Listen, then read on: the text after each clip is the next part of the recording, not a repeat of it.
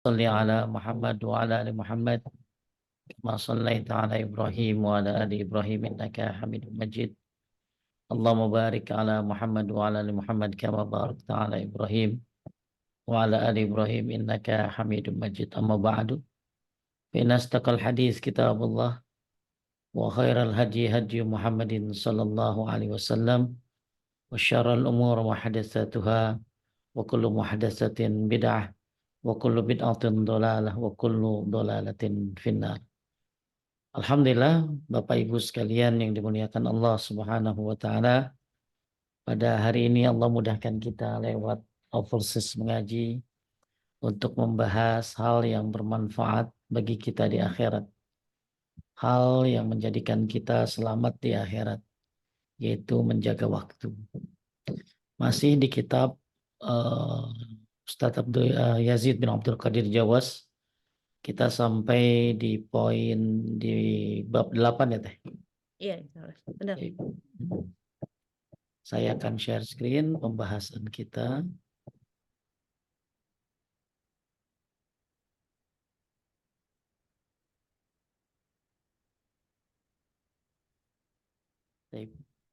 Ada suara cetok-cetok apa? Orang kerja nggak Teh? Nggak kedengaran tuh Ustaz. Enggak ya? Iya, enggak. Sekarang kedengaran nggak? Enggak. Enggak. Nah. Tapi suara saya jelas ya? Iya, jelas suaranya Ustaz, jelas ya. Ibu sekalian muliakan Allah, makalahnya kelihatan Teh? Kelihatan Ustaz. Taib. Ada 10 perkara yang disampaikan oleh Ibnu Qayyim Al-Jauziyah, dan 10 perkara ini adalah 10 perkara yang tidak bermanfaat. Imam Ibnu Qayyim rahimahullah mengatakan dalam menjelaskan tentang 10 perkara yang tidak bermanfaat, ada 10 perkara yang termasuk ke dalam kategori sia-sia dan sama sekali tidak bermanfaat. Mudah-mudahan dengan tahu hal-hal yang tidak bermanfaat, kita bisa menghindarinya, karena ternyata efeknya bukan hanya buang waktu. Efek daripada kita melakukan hal yang tidak bermanfaat bukan hanya buang waktu. Tapi kata Hasan al-Basri, min alamati aradillah 'anil abdi ayyaj'ala syughlahu fi ma la ya'ni. Di antara tanda Allah berpaling dari seorang hamba adalah ketika seorang hamba itu banyak melakukan amal yang tidak bermanfaat. Jadi ternyata hal-hal yang tidak bermanfaat itu bukan hanya buang waktu, tapi juga ternyata menyebabkan Allah jauh dari kita. Maka dengan belajar ini mudah-mudahan kita bisa meminimalisnya, bisa menghindarinya, dan mudah-mudahan Allah mudahkan. Apa aja tuh? Yang pertama adalah ilmu yang tidak diamalkan. Ya tentunya ilmu ketika kita tahu, kita bisa amalkan ya. Makanya ada hidayah irsyad, ada hidayah taufik, ada hidayah sabat. Hidayah irsyad itu orang belajar itu hidayah irsyad namanya. Jadi ibu-ibu sekarang nih sedang dapat hidayah apa? Namanya hidayah irsyad. Ya. Nah, tapi bisa jadi hidayah irsyad ini datang, tapi dia tidak dapat hidayah taufik Hidayah taufik ini dia tidak, kalau buat orang yang sudah menuntut ilmu, dia tidak dapat taufik untuk mengamalkannya. Dia tidak dapat taufik, petunjuk untuk mengamalkannya. Ya, jadi kan banyak yang ngaji mah ya ya. Tapi belum tentu mengamalkannya, betul nggak? Iya benar. Yang ngomong juga banyak, tapi belum tentu dia mengamalkannya. Makanya yang dapat hidayah irsyad mungkin banyak. Hidayah irsyad itu berupa apa? Dia menuntut ilmu, datang ke kajian, lihat streaming, lihat pokoknya lihat video, lihat hal-hal yang bermanfaat. Itu hidayah irsyad, bagus ya teh ya. Akan tapi kita berharap hidayah irsyad itu naik. Jadi hidayah tadi taufik. Jadi hidayah taufik. Dia bukan hanya dapat itu hidayah, tapi dia bisa mengamalkannya, ya dia bisa mengaplikasikannya. Ya kayak paman Nabi kan, ya dekat sama Nabi, tapi tidak dapat hidayah taufik teh. Ya, ada juga orang yang mungkin belajar Islam, tapi untuk menghancurkan Islam kan ada yang begitu. Ada. Ya, taib. Jadi ilmu yang tidak diamalkan ini adalah salah satu di antara kategori yang sia-sia. Ya, karena sayang kalau dia tidak diamalkan hanya sekedar tahu. Berapa banyak sih teh yang namanya doa-doa itu ibu-ibu banyak yang dikasih gitu lah. Tapi yang nggak pada dibaca gitu lah. Ya, nggak pernah diamalkan. Tapi padahal dicatat sama dia. Dicatat sampai begitu ditelangin bulan depan dicatat lagi gitu. Sampai udah 4 kali nyatat kali. Gitu. Ya, tapi ya tadi tidak diamalkan. Maka ini perkara yang termasuk kategori sia-sia. Maka mudah-mudahan ibu-ibu yang sudah menuntut ilmu bisa mengamalkan sedikit-sedikit sesuai dengan kemampuannya. Apalagi itu yang berhubungan dengan tauhid dan sunnah Nabi Shallallahu Alaihi Wasallam. Ya, mudah-mudahan. Jadi setelah dapat hidayah taufik ada lagi yang ketiga teh, hidayah sabat. Orang ini udah ngamalin lalu dia istiqomah dalam mengamalkannya teh. Nah, jadi hidayah tadi irsyad, dia belajar, hidayah taufik, dia mengamalkannya, ya, dia menerapkannya. Kemudian hidayah apa tadi? Sabat. Hidayah sabat, ya, dia istiqomah dalam melaksanakan apa yang sudah Allah berikan taufik kepadanya. Ya, taib. Itu yang pertama. Suatu hal yang kategorinya sia-sia, kata Ibnu Qayyim al-Jauziyah. Ya sejauh ini bisa jadi teh orang menuntut ilmu itu ya bagus kan ya. Tapi akan lebih bagus lagi kalau diamalkan. Minimal dia tahu. Ya, tapi sayang banget kalau nggak diamalkan. Makanya kalau diamalkan kan jadinya nerap ya teh. Apa sih jadi apa? Jadi nyerap gitu loh ya. Iya, Ya. melekat. Kalau diamalkan itu jadi apa ya? Jadi akhirnya melekat di hati gitu loh kalau diamalkan. Tapi kalau misalnya dia tidak amalkan kan akhirnya ya hilang. Berapa lama sih otak ini akan menyimpan suatu memori kajian teh? Berapa lama teh? Ya, kira-kira buat saya 2 minggu lah Ustadz. Ya, ya 2 minggu Dua ya. minggu lah kira-kira, terus dua lupa minggu. lagi. Itu juga kalau nggak kejedot ya. Kalau kalau nggak kepentok sama lemari ya. eh itu 2 minggu juga mungkin kalau nggak masih ya teh. Kan ilmu ini gampang hilang.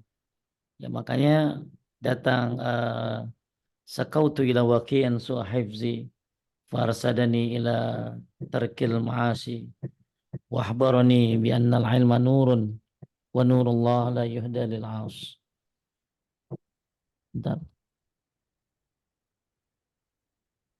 Datang orang kepada Imam Waqi, su'hifzi, sulit ngapal teh. Wahbarani bi annal ilma nuran, dan akhirnya dikasih tahu kalau ilmu itu adalah cahaya. Wa nurullah la yuhda lil 'ash, dan cahaya Allah itu tidak akan masuk kepada orang-orang yang bermaksiat.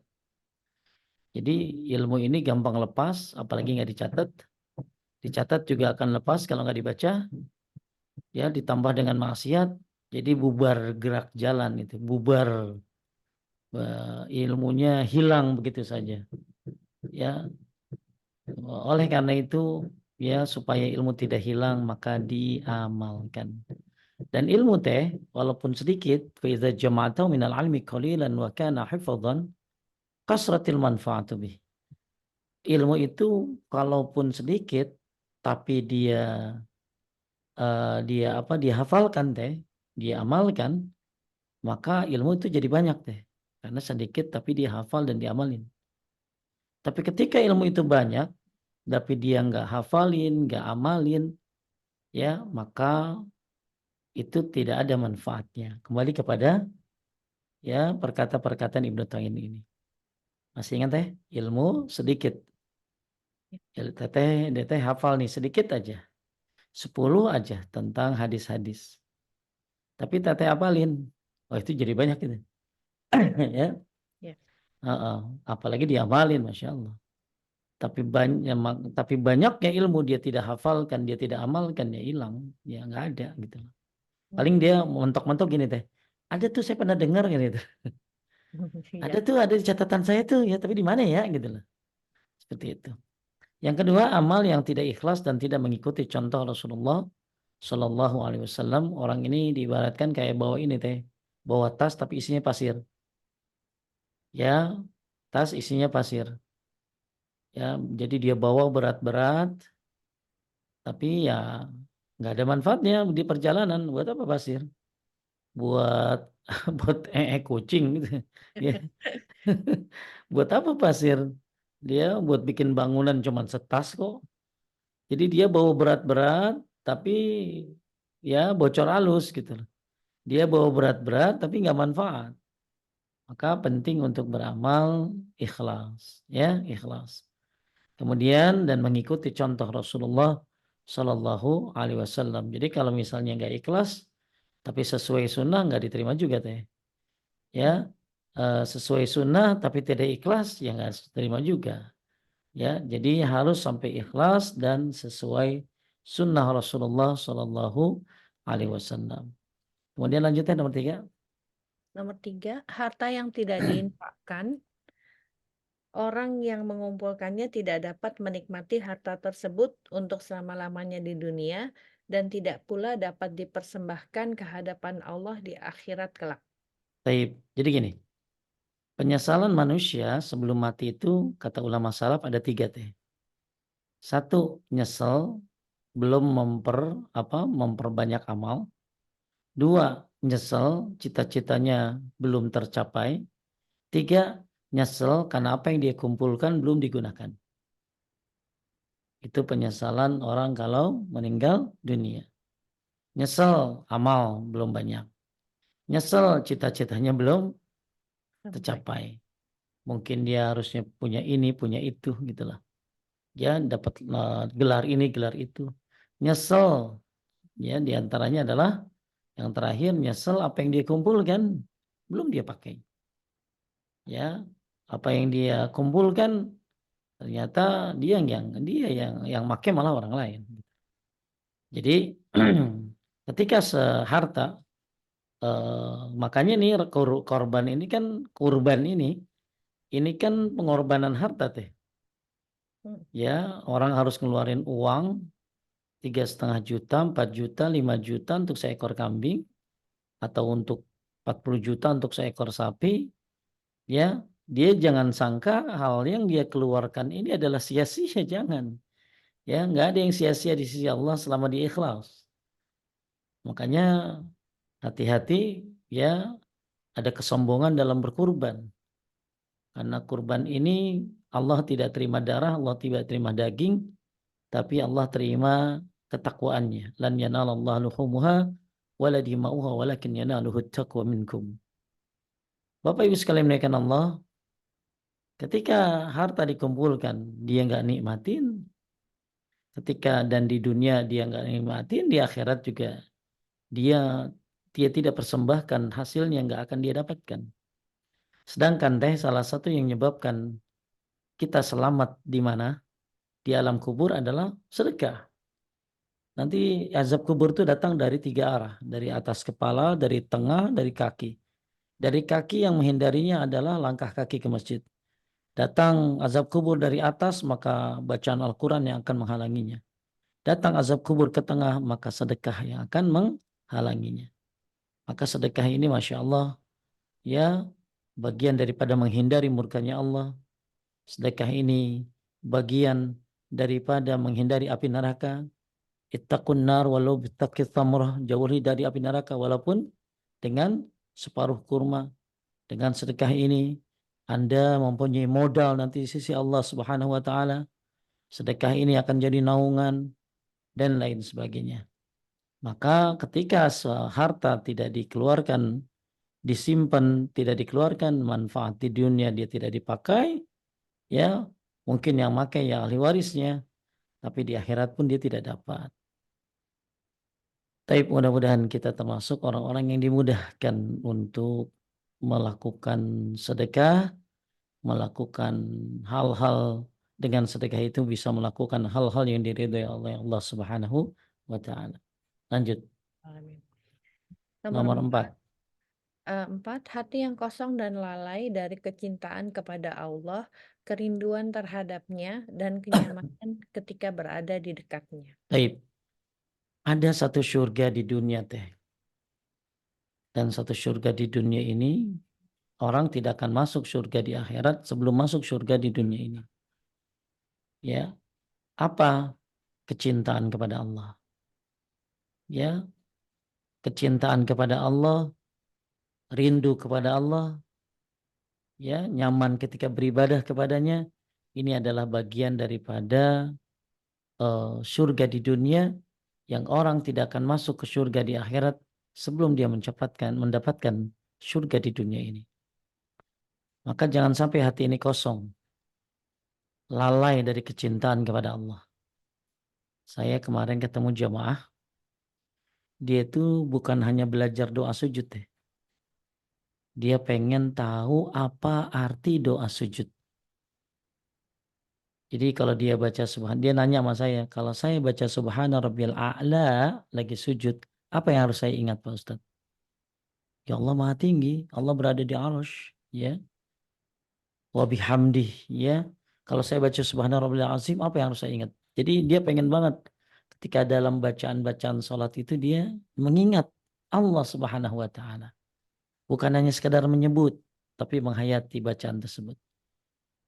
Nah, ini saya rekomendasikan sebuah buku tentang bacaan-bacaan sholat beserta hikmah-hikmahnya.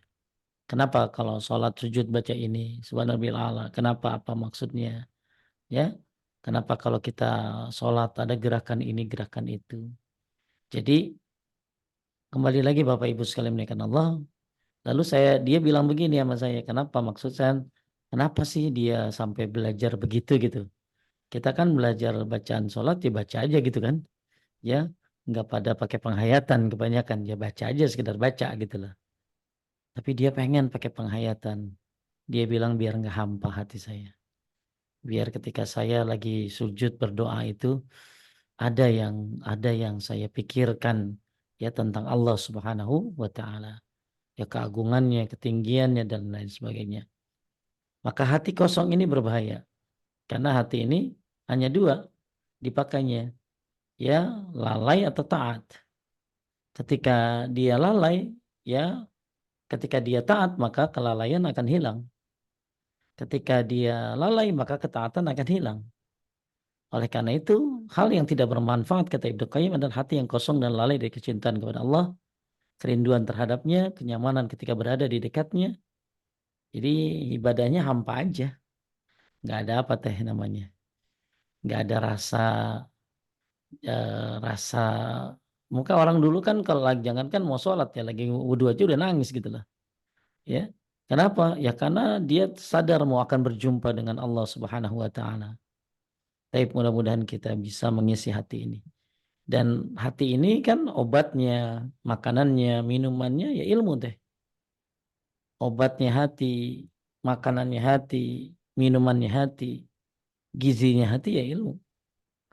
Maka supaya hati ini gak kosong, maka menuntut ilmu lah. Karena menuntut ilmu lah, Anda akan terisi hati Anda. Ya, kemudian nanti akan Anda tahu bagaimana cara mencintai Allah. Maka jangan sampai hati ini kosong. Taib teh, lanjut. Nomor 5. Badan yang tidak digunakan untuk taat kepada Allah dan beribadah kepadanya. Taib. Suatu hal yang menyebabkan sia-sia di antara badan yang tidak digunakan untuk taat kepada Allah dan beribadah kepadanya. Nanti kan ini badan akan ditanya teh. Badan kita ini akan ditanya.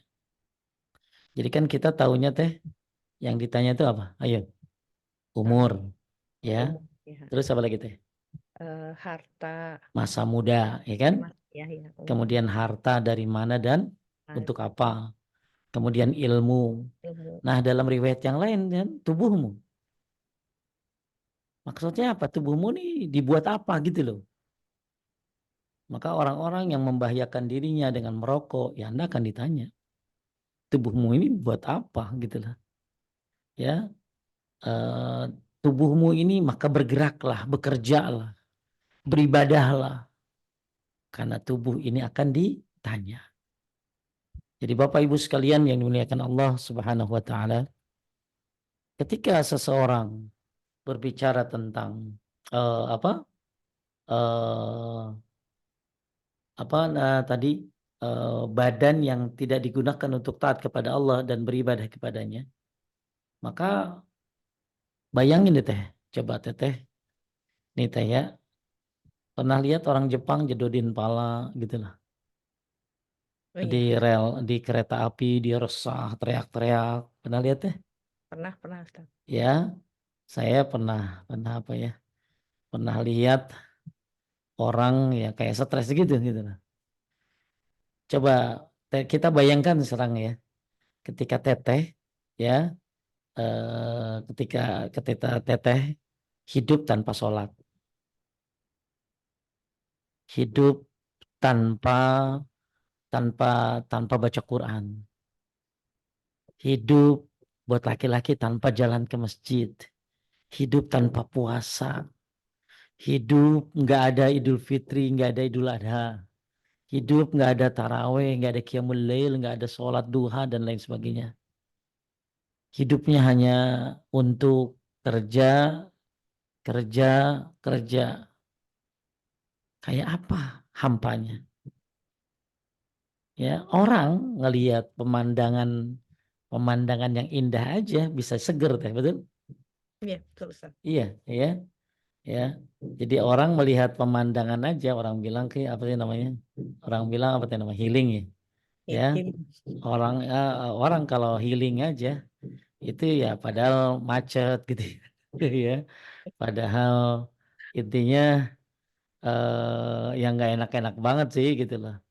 Oh negeri di oh ini bagus nih begitu sono macet apa ngantri waduh ya cuman ngelihat lihat kabut lihat indahnya apa gunung itu udah lumayan gitu udah enak banget gitu ya ya tapi masya Allah itu enaknya cuman di mata deh kan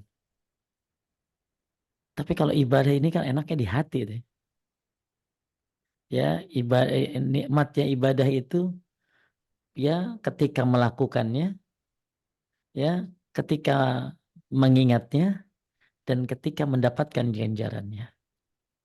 Coba teteh misalnya bandingkan ngelihat Ka'bah, ngelihat Masjidil Haram, Masjid Nabawi, melihat Swiss gitulah. Ya, paling berapa lama itu nikmatnya mata dengan keindahan alam Swiss itu. Tapi melihat Ka'bah, melihat Baitullah, melihat Masjidil Haram, melihat Masjid Nabawi, Masya Allah, keindahannya eh, apa ada di hati kita. Bahkan kita pengen balik lagi untuk ibadah di sana. Walaupun di sana susah deh, bener. Di sana susah. Apalagi haji, ya. Sana ngantri WC-nya di Mina ya begitu, di Muzdalifah ya apalagi gitu ya. Namanya orang 3 juta ngumpul gimana sih gitu ya. Terus ya Allah, tapi di sana tapi Masya Allah berapa banyak yang baru belum belum pulang ke Indonesia tuh udah doa lagi tawaf wada haji itu. Ya Allah kembalikan aku kemari. Padahal belum balik kan. Iya. Kenapa nikmatnya ibadah itu satu teh ketika pelaksanaannya. Dua, nikmatnya ibadah itu ketika menceritakannya. Coba teteh, ceritain bagaimana haji. Nikmat kan ceritainnya tuh. Ya cerita cerita, cerita umroh. Ceritanya bukan sombong. Cerita untuk pengalaman gitu. Saya oh iya ya nikmat ya.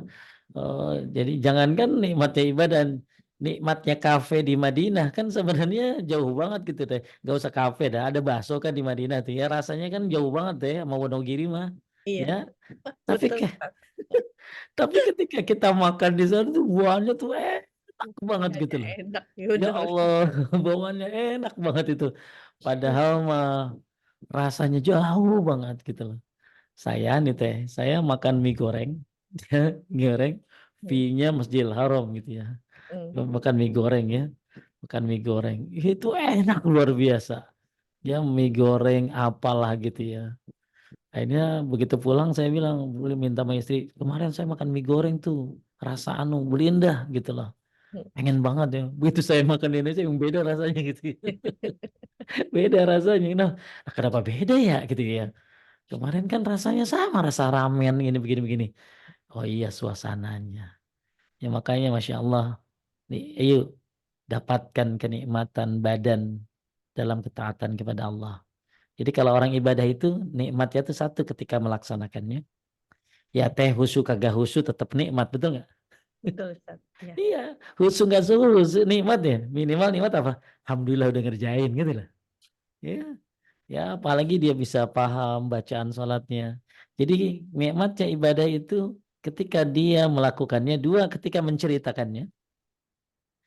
Alhamdulillah ya Allah nak, ayah bisa, mami bisa hatam Quran. Aduh nyeneng banget tuh ceritainnya tuh. Ya asal kagak gatal naruh di status aja teh gitu lah. Iya, Ya, ya. ya saking senengnya kan orang tuh gitu ya, saking senengnya tuh pengen foto gitu loh. Ya, pengen ngasih tahu orang gitu. Ya tapi ya jangan ya gitu. Nah, yang ketiga, nikmatnya ibadah adalah setelah mengerjakannya, lagi mengerjakannya, setelah mengerjakannya, menceritakan setelah apa pengerjaannya, yang terakhir nikmat daripada setelah mendapatkan pahalanya. Ya, nanti di akhirat kita akan dapatkan pahala dari ibadah itu. Makanya, Bapak Ibu sekalian yang dimuliakan Allah Subhanahu wa taala, yang namanya kenikmatan badan ini ya gunakan untuk ketaatan kepada Allah dan beribadah kepadanya. Hatta walaupun olahraga teh, ya. Kalau Walaupun cuma apa tadi? Olahraga. olahraga, Ustaz. Olahraga niatin untuk ibadah. Kan kalau ya olahraga itu saya teh olahraga itu bukan untuk supaya memunculkan bisep otot enggak gitu ya. Saya ibadah itu untuk mental saya. Sekarang saya tanya sama Teteh deh. Ada nggak orang-orang lagi olahraga nangis? Eh, kalau kecapean, kalau dipaksa sama pelatihnya, saya pernah lihat sih, Ustaz. Ya, tapi Lari kan sambil jarang. nangis gitu. Jarang kan orang lagi olahraga, lagi lari, nangis gitu. Jarang. Ya, Iya. maksudnya apa? Ya, coba orang habis olahraga tuh enak, fresh gitu loh. Jadi sebenarnya olahraga itu untuk memunculkan apa sih mental kita gitu loh. Habis itu nggak ngantukan, ya, habis itu apa seger, ya darahnya ngalir, bisa aktivitas. Maka pergunakan badan ini untuk olahraga. Makanya olahraga itu ada tiga teh. Olahraga badan, olahraga jiwa, olahraga pikiran. Maka ketika kita bicara tentang olahraga badan, ya niatkan apa main futsal, main apa saja selama menutup aurat untuk meningkatkan ibadahmu kepada Allah Subhanahu wa taala. Biar olahraga, biar segar, biar sehat, biar semangat. Ya, makanya ya, alhamdulillah mungkin bisa seminggu 4 kali, 5 kali saya olahraga itu sama bapak-bapak di sini. Tujuannya apa? Ya, ya itu tadi supaya badan ini bisa sehat dan bertambah dekat dengan Allah Subhanahu wa taala. Jadi Bapak Ibu sekalian dimuliakan Allah, poin yang kelima, ketika berbicara tentang hal yang sia-sia, ternyata badan ini tidak bergunakan untuk taat kepada Allah Subhanahu wa taala.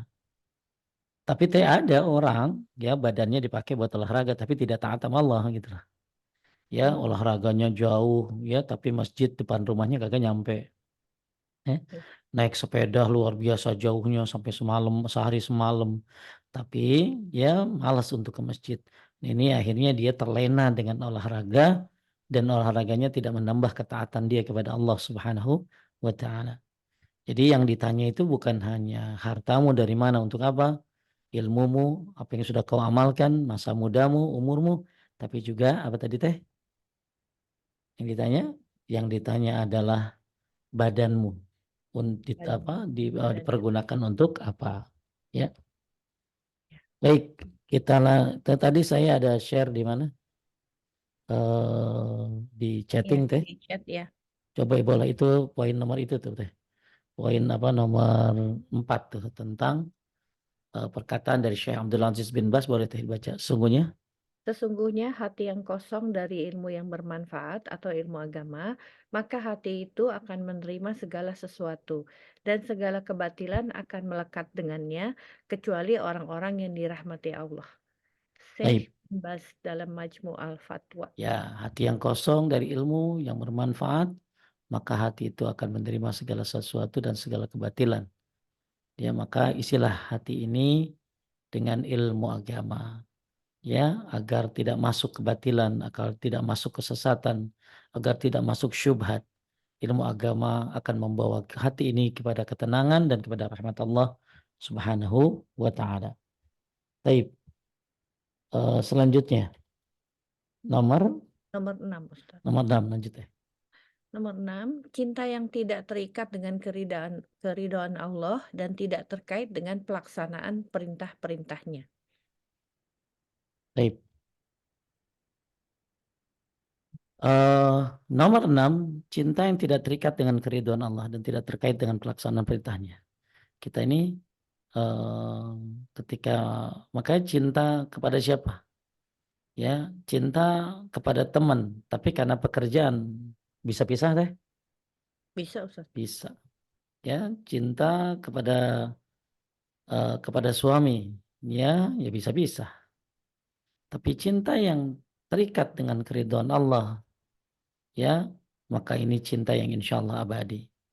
Dan cinta yang sia-sia ketika cintanya tidak terikat dengan keridhaan Allah. Ketika teteh mencintai seorang pembantu, tapi dengan harapan tuh pembantu awet betah gitu ya, Hmm. dikasih ini fasilitas, tapi tetap kabur juga, kayak apa tuh teh? Broken heart, Ustaz. Sakit hatinya gitu ya. Sakitnya di sini. Sakitnya tuh di sini. Ya makanya ya udah, ya cintai karena Allah. Ya, jadi cinta yang terikat dengan keridhaan Allah. Ibu teteh ngasih sama pembantu itu, ini ya mau kena ya biar bisa ibadah. Ini ya sedekah ya, mudah-mudahan sedekah ini bisa dia buat nyekolahin anak ya. Berikan semua kepada Allah ya. Jadi ketika jadi sia-sia ketika cinta itu tidak terikat dengan keridhaan Allah. Berapa banyak teh apa yang kita korbankan nggak akan apa malah bukan mendapatkan hasil malah cacian. Ya, padahal kita udah ngasih tapi malah dibalas dengan kebencian, dengan mungkin kita ngasih saudara tapi malah ternyata saudaranya menghina dan lain-lain. Maka kalau dia cinta pemberian itu karena Allah, ya mau diapain ini terserah gitu lah ya. Nah, jadi hal yang sia-sia cinta tidak terikat dengan keridhaan Allah dan tidak terkait dengan pelaksanaan perintah-perintahnya. Jadi kita laksanain sholat itu ya karena bukan hanya perintah, tapi apa tadi? Cinta. Mm-mm. Kita puasa nanti tanggal 9 Zulhijjah atau dari tanggal 1 sampai 9 Zulhijjah bagi yang mampu. Kenapa? Ya bukan hanya karena sunnah tapi cinta kepada Allah, pengen mendapatkan ampunannya. Maka kaitkan semua amalmu kepada perintah Allah dan keridhaan Allah Subhanahu wa taala. Ya.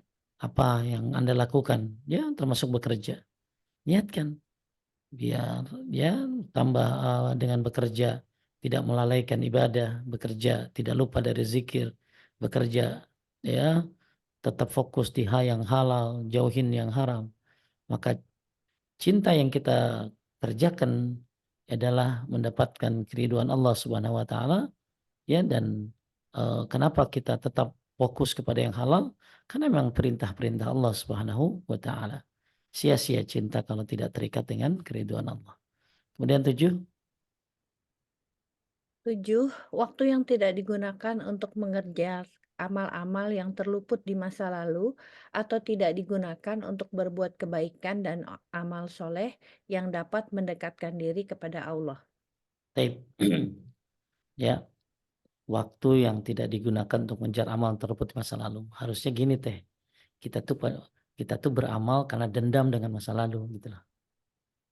Siapa contohnya? Ibnu Umar, Ibnu Umar radhiyallahu anhu, dia menyuruh seseorang untuk bertanya kepada Aisyah tentang hadis salat jenazah. Salat jenazah pahalanya berapa teh? Ih, kurang tahu saya, Ustaz. Sholat jenazah itu pahalanya 1 qiraat. Ya, ya Satu 1 qiraat ya. 1 qiraat kira. itu apa? 1 qiraat itu paling kecil segede gunung Uhud ya. Oh, Nah, ya tuh pahala sholat apa tadi? jenazah. Sholat jenazah. Apalagi dia nganterin ke kuburan dapat 2 qiraat. Nah, Ibnu Umar akhirnya dia bertanya eh, tentang menyuruh orang untuk bertanya kepada Aisyah tentang hadis itu. Ternyata hadis itu kan sahih dari Nabi SAW. Maka Ibnu Umar bilang begini teh, betapa banyak kirot-kirot yang terlewatkan. Betapa banyak kirot-kirot yang terlewatkan. Apa maksudnya? Dia nyesel. Mungkin ada mayit yang dia luput dari disuk menyolatkannya. Ya, mungkin Ibnu Umar baru tahu kalau sholat jenazah itu pahalanya begitu besar. Ya, nah akhirnya apa? Dalam kitab Syarah Riyadhus Shalihin saya baca Syekh Utsaimin menyebutkan sejak dia dengar bahwa hadis sholat jenazah itu pahalanya 1 qiraat, nggak ada jenazah kecuali ada dia di situ teh. Sejak saat itu nggak ada jenazah kecuali kalau sholat jenazah pasti ada Ibnu Umar. Ya, maksudnya apa? Jadi kekurangan dia mungkin luput dari jenazah sehingga kehilangan kirat-kirat, maka dia pengen bales dengan cara ya bersegera melaksanakan sholat jenazah. Ketika ada jenazah selalu aktif untuk menyolatkannya. Ya sama, ini hanya perbandingan saja. Ketika kita sadar masa lalu ini jelek, ya harusnya di masa sekarang, alhamdulillah masih hidup teh. Kita gunakan kejelekan-kejelekan tersebut untuk ditutupi dengan kebaikan-kebaikan. Masa muda masa yang nggak bisa baca Quran, ya udah sekarang ayo belajar. Masa muda masa saya wah rajin banget ke diskotik, ya udah sekarang banyak ke masjid. Saya ada ini teh, ada pengajian dulu namanya pengajian Adis, mantan anak disko. Oh, Ya, ya. ya, jadi mereka tuh cerita dari mulai gimana perjuangan mereka dari masalah mabuk bareng di diskotik, berebutan botol, berebutan meja, sampai mereka cerita akhirnya berebutan sajadah. Insya Allah. Ya, mungkin dulu saya pernah punya tulisan judulnya anak disco itu ingin menjadi bidadari surga. Maksudnya cerita bagaimana mereka itu berharap bisa masuk surga di akhir hayatnya. Ya masa itu kan ada 3 kata Hasan Al Basri. Masa lalu qad zahaba bima fih. Masa lalu ya sudah berlalu, ya sudah dengan kenangannya. Masa yang akan datang laula belum tentu Anda ketemu. Masa lalu udah berlalu dengan kenangan, masa depan belum tentu ketemu. Fal'allaka la tudrikuh. Tapi masa sekarang, fal'an laka fa'mal fih. Masa sekarang milikmu, maka beramallah. Maka beramallah di masa sekarang. Maka harusnya yang masa lalunya jelek teh, masa sekarang lebih semangat. Ya, alhamdulillah masih dikasih hidup, masih bisa menutupi keburukan-keburukan masa lalu dengan kebaikan. Ya Allah, ya ya nggak pedulilah dengan masa lalu. Yang penting masa sekarang. Sekarang gimana kamu menutupi dosa-dosamu? Yang dulu sering ninggalin sholat sunnah. Sering ninggalin sholat wajib. Bertobat, jangan ulangi lagi, perbanyak sholat sunnah. Yang dulu puasa kodoknya, banyak sekali perempuan ibu-ibu yang gak dibayar di masa muda SMP, SMA. Punya kode utang puasa 7, 6 kagak dibayar-bayar. Banyak sih sekarang yang pada nyesel. Gimana ya Tat ya cara bayarnya Tat ya? Gimana ya Tat ya? Coba itu ibu hitung kira-kira berapa? Ya ada 300 Tat gitu. 300 gitu ya. Ya, ya kalau setahun 7 gitu loh. Setiap head 7 hari kan Ramadan 7 kali 10 tahun ya 70 tuh. Jadi gimana Pak Ustadz ya perkirakan berapa utangmu? Karena beda sama sholat. Kalau sholat tinggal tobat, jangan ulangi lagi, perbanyak sholat sunnah. Tapi kalau puasa begini ya bertobat juga sama Allah. Tapi perkirakan aja. Ya, niatkan. Ya, sekarang puasa wajib bayar hutang. Ya, ya yang penting kan manusia dilihat dari tekadnya. Ternyata ada yang miss, insya Allah Allah Maha Pengampun karena dia punya punya niat untuk memperbaiki diri. Ya, nah minimal dia bertobat kepada Allah Subhanahu Wa Taala dan tidak mengulangi lagi di masa yang akan datang. Jadi masa muda ini penuh dengan kekacauan. Karena kita lebih baik menghidupkan masa muda daripada menghidupkan masa depan. Makanya saya suka bilang sama anak saya, lebih baik kehilangan masa muda daripada kehilangan masa depan. Maksudnya apa? Ya masa muda itu ya banyak pergunakan waktu dan sebaik-baiknya. Tapi zaman sekarang betapa sulitnya anak muda bisa mempergunakan waktu kecuali untuk games, ya, untuk hal-hal yang tidak manfaat. Makanya bagi kita yang dikasih umur sekarang, alhamdulillah masih hidup, masih bisa menutupi kekurangan-kekurangan kita dengan ibadah. Apa yang kurang di masa lalu, ayo tutupin sekarang. Tutupi kesalahan-kesalahanmu dengan kebaikan. Nah, sia-sia kalau ada orang yang ternyata ya waktunya tidak digunakan untuk mengejar amal-amal masa lalu yang luput gitu loh. Dulu jarang sholat, nah sekarang yang banyakin sholat. Nah ini sekarang nggak, masih sama aja gitu loh. Atau tidak digunakan untuk berbuat kebaikan dan amal soleh yang dapat dirikan kepada Allah Subhanahu Wa Taala. Makanya ada teh di antara sebab orang tersesat di usia tua apa teh? Dosa-dosa di masa lalu yang terbawa di usia tua. Paham maksudnya teh? Hmm, terbawa. Kebiasaan-kebiasaan buruk masa muda masih dilanjutkan di usia tua. Oh, oh ya, ya, ya. Ustaz. Betul? Iya, Ya, Ustaz. di usia muda dia ya suka mabok. Dan sekarang masih juga kan jadi jadi jadi masa tuanya ini jadi sesat karena masa mudanya dibawa ke masa tuanya. Kebiasaan-kebiasaan buruknya. Maka sudah saatnya bagi kita yang bersyukur bertemu dengan bulan Zulhijjah nih teh. Ini kan Zulhijjah nih, ya. Udah hari ketiga nih teh. Kesempatan nih. Ini kan hari terbaik di dunia. Amal-amal tidak ada yang dicintai oleh Allah melebihi cintanya yang dilakukan di tanggal 1 sampai 10 Zulhijjah. Saking pentingnya tanggal 1 sampai 10 Zulhijjah ini Allah bersumpah wal fajr wa layalin ashar. Waktu demi waktu fajar dan malam yang 10. Apa maksud malam yang 10 ini adalah, kata Ibnu Abbas, adalah 10 awal Zulhijjah. Maka 10 awal Zulhijjah ini amal-amal sangat dicintai oleh Allah Subhanahu wa taala sampai-sampai amal yang biasa akan jadi luar biasa dilakukan di bulan Zulhijjah di tanggal 1 sampai 10. Apalagi amal yang sudah luar biasa.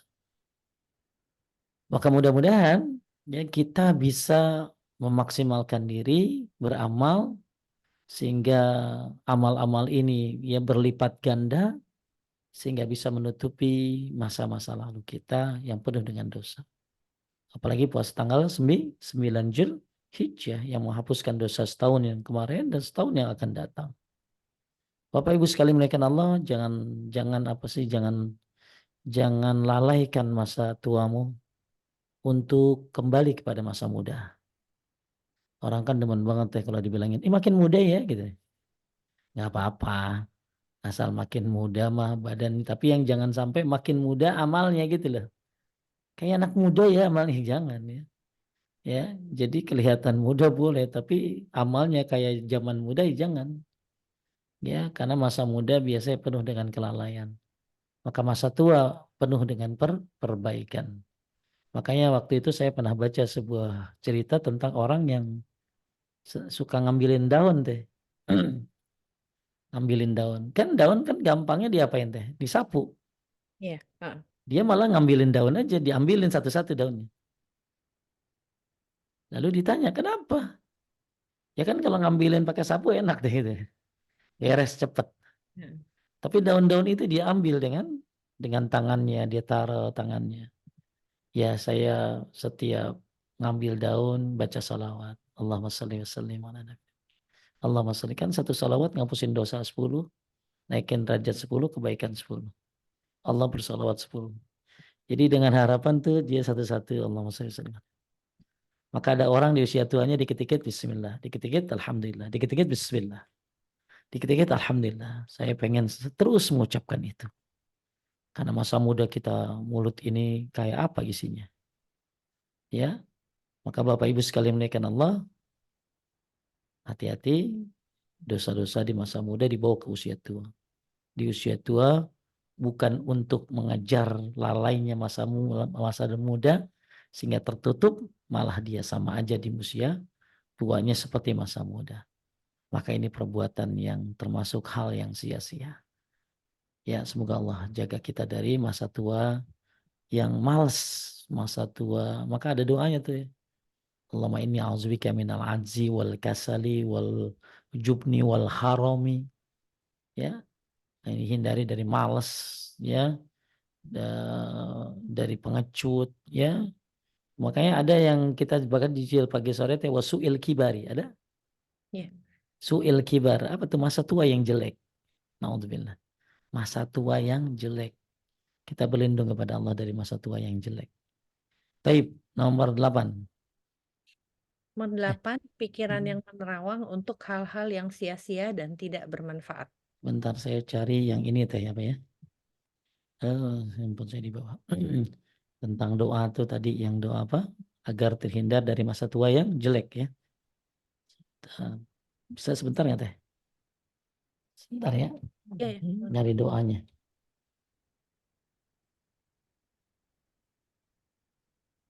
Nih doanya nih.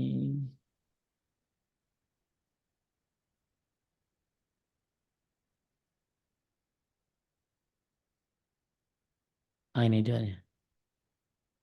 Bentar. Nah ini dia.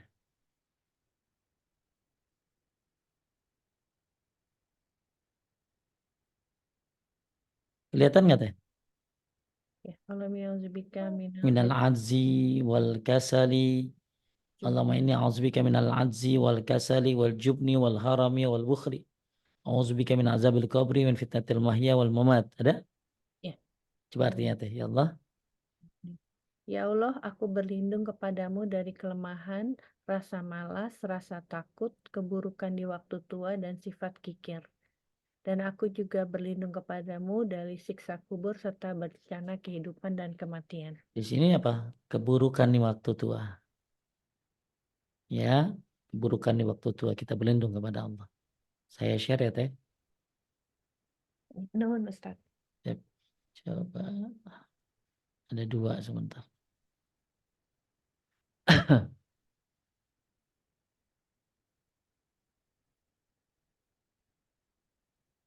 Masuk kata.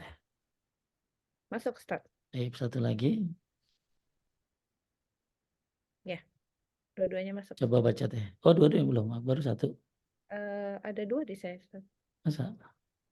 Allahumma inni a'udzubika minal ajni. Yang Oh, bawahnya. sama-sama. Yang bawah yang print screen. Allahumma inni a'udzubika an aradda ila arzalil umur. Ada? Ada Allahumma Ya inni Allah, sungguhnya aku berlindung kepadamu dari dikembalikan kepada buruk-buruknya usia. seburuk-buruknya usia. Ya, na'udzubillah. Apalagi itu orang teh, ya usianya udah, ini teh. Coba Allah telah memberi, lanjut. Allah telah memberi umur kepada seseorang hingga 60 tahun, berarti Allah tidak meninggalkan lagi sebab untuk seseorang memiliki alasan. Jadi nggak ada alasan orang untuk jadi nggak ada alasan kalau udah 60 tahun teh. Ya, apa maksudnya lanjut? Nabi, Kesempatan telah Allah berikan dan umur telah dipanjangkan. apa? Ya terus Bersabda, Nabi SAW bersabda, Allah telah menyampaikan puncak dalam pemberian uzur atau alasan kepada seseorang yang diakhirkan ajalnya hingga mencapai umur 60 tahun. "Baik, apa maksudnya Allah telah menyampaikan puncak dalam pemberian uzur? Jadi teteh kalau udah sampai 60 nggak ada alasan lagi, gitu lah. Ya, kenapa nggak ada alasan? Padahal udah karena usianya sampai berapa teh? 60. 60, ya. Alasan apa? Maksud lanjutnya. Maksud Maksud dari hadis ini adalah bahwa tidak lagi tersisa alasan baginya, seperti dengan mengatakan, "Kalau dipanjangkan ajalku, niscaya aku akan melakukan apa yang aku diperintah dengannya." Dijadikannya umur 60 tahun sebagai batas uzur seseorang, karena itu adalah umur yang mendekati ajal dan umur yang seharusnya seseorang itu kembali kepada Allah. syuk. Khusyuk dan mewaspadai datangnya kematian. Seseorang yang berumur lebih dari 60 tahun hendaklah menekuni amalan-amalan akhirat secara total karena sudah tidak mungkin lagi akan kembali kepada keadaannya yang pertama ketika masih kuat dan semangat. Jadi intinya nggak ada alasan orang untuk bilang gini tuh, oh saya baru tahu kok sholat begitu gitu loh. Ya, karena sudah usianya panjang kan 60 tahun.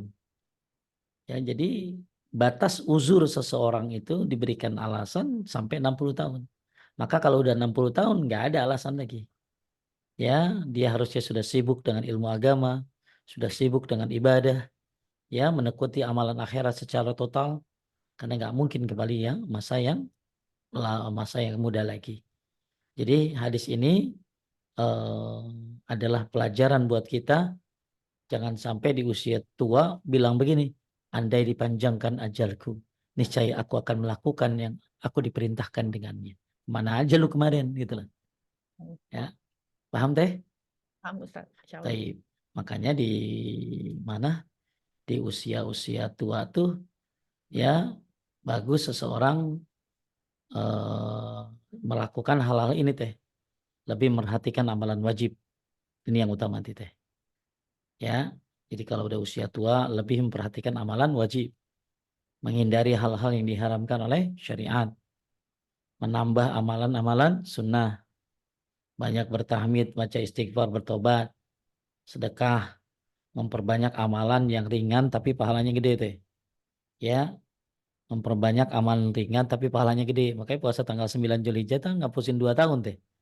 Puasanya cuma 1 hari, tapi ngapusin dosa Ya, iya, 360 hari kali 2 gitu loh. Berapa tuh? Ya 720 tahun, 720 hari. Padahal puasanya cuma sehari. 1 hari. Ya rutin baca zikir pagi sore.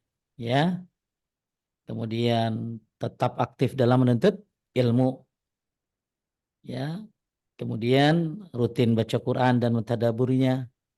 Yang ke-10 ini teh berpesan kepada anak-anak keturunannya agar menjadi soleh dan soleha.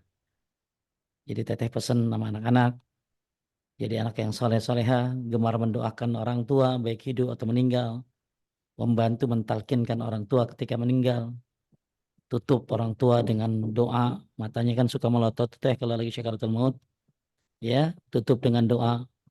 Allahumma gfir, sebutin nama orang tuanya, warfa'a darajatahu fil mahdiin, wa haluflu fi akibihi fil ghabirin, waghfir lana wa lahu ya rabbal alamin, wafsah lahu fi qabrihi wa nawwir lahu fi.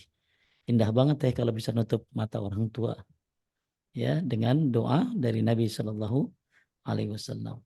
Jadi ini amalan-amalan di masa tua. Baik, kita kembali lagi. Jadi poin yang ketujuh, hati-hati dari hal yang sia-sia. Masalah muda, masa tua tidak dipergunakan untuk menutupi masa lalu. Kemudian 8 teh. 8. Pikiran yang menerawang untuk hal-hal yang sia-sia dan tidak bermanfaat. Taib ya, pikirannya banyak hal-hal untuk yang tidak bermanfaat. Halu teh, halu. Ya, halunya ke batas udah under limit gitu. Udah ada halunya terlaluan ya. Pikirannya nerawang untuk hal yang sia-sia yang tidak bermanfaat. Kemudian nomor 9, Nomor 9. Membantu orang yang tidak dapat mendekatkan dirimu kepada Allah dan tidak pula bermanfaat bagimu untuk kepentingan duniamu. teteh nolongin orang yang gak nambah dunia teteh dan gak nambah akhirat teteh. Paham gak teh? Kita nolong boleh loh teh milih-milih. Ya, Oh ya. selama dia enggak mati, enggak kelaparan depan kita, paham nggak? Ya. Ya kalau depan kita kelaparan ya harus ditolong tuh, gitu ya. Kalau misalnya udah sekarat depan kita ya harus ditolong. Makanya sedekah itu kan paling bagus nih teh. Kasih sama orang yang sudah tua. Kalau ngasih yang muda kan kadang-kadang efeknya lain ya teh. Ya. Kemudian kasih sama yang cacat teh. Kasih sama yang rajin ibadah. Lebih bagus lagi nih kasih sama keluarga. Terus kasih sama yang fakir miskin. Kak, jadi ada apa sih ada runutannya gitu. Yang the best tuh ngasih tuh siapa gitu. Ngasih sama yang tua, yang kerabat, yang fakir miskin, yang rajin ibadah. Nah, sekarang kita bantu orang yang yang kita bantu itu nggak mendekatkan diri kita kepada Allah, tapi juga tidak bermanfaat untuk dunia kita teh gitu lah. Ya. Jadi kalau kalau kita bantu orang kemudian nambah dunia kita kan alhamdulillah. Ya, minimal duitnya jadi kita bantu dia. Dengan bantu dia alhamdulillah dia jadi semangat kerja. Ah, itu masih mending deh tuh. Dan tapi ketika kita bantu orang nggak nambah dunia kita, nggak nambah akhirat kita, maka kata Ibnu Qayyim ini sesuatu yang sia-sia. Ya, bukan berarti nggak pahala teh, selama ikhlas sama pahala ya, pahala. Jadi poin yang kesembilan, hal yang sia-sia menurut Ibnu Qayyim al-Jauziyah, membantu orang yang tidak mendekatkan diri kepada Allah dan tidak pula bermanfaat bagimu untuk kepentingan duniamu. Ya, ya. Jadi kalau kita nolong sama yang soleh, sama yang kalau kita nolong dia kita tambah dekat sama Allah, gitu ya. Kalau kita nolong dia, masya Allah, ya jadi tambah cinta sama Allah, seperti ngasih fakir miskin, anak yatim, gitu ya. Tapi kalau kita ngasih hakim yang disogok, malah dosa kan. Ya, ngasih preman-preman malah dipakai buat maksiat kan. Ya, gitu. Jadi kita pengen amal sedekah itu tidak sia-sia, maka berikanlah sedekah kepada orang yang mendekatkan diri kepadamu, kepada Allah Subhanahu wa taala atau bermanfaat untuk urusan dunia. Taib nomor 10. Nomor 10, takut dan mengharap kepada makhluk yang ubun-ubunnya berada di tangan Allah dan tertawan dalam genggamannya, yang tidak kuasa menolak bahaya atas dirinya, tidak pula memberikan manfaat, tidak berkuasa mematikan, menghidupkan, serta tidak kuasa pula membangkitkan manusia di akhirat. Taib ya, takut kepada makhluk yang padahal makhluk ini gak bisa nolak bahaya, gak bisa ngasih manfaat, gak bisa mematikan, gak bisa menghidupkan. Tapi nggak takut sama Allah dia. Takut sama makhluk, tapi nggak takut sama Allah Subhanahu wa Ta'ala. Ya, kan banyak orang takut sama CCTV teh, betul? Betul Ustaz, iya. Tapi tidak takut sama Allah. Padahal Allah mengawasi dia 24 jam bahkan dimanapun Anda berada. Pengawasan Allah ya belum lagi lewat para malaikatnya yang mengawasinya, yang Raqib dan Atid ya. Tapi manusia lebih takut kepada CCTV padahal CCTV hanya ada di satu tempat saja. Tapi nggak ada di tempat, nggak ada di sini dia takut nih. CCTV nggak ada di mobilnya, CCTV orang lain maksudnya. Tapi ya dia tidak takut kepada Allah di dalam kendaraannya, di dalam kamarnya, di kamar mandinya tidak ada CCTV, tapi dia tidak. Tapi CCTV dalam arti kata pantauan Allah Subhanahu Wa Taala kepada hambanya, ya Allah Subhanahu Wa Taala melihat hatta ke dalam hatimu.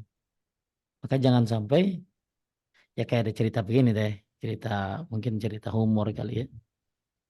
Ya ada orang lewatin lampu merah, lalu ditangkap kan. Hmm. Kenapa Bapak lewatin lampu merah? Emang nggak lihat? Lihat Pak. Lalu kenapa lewatin lampu merah?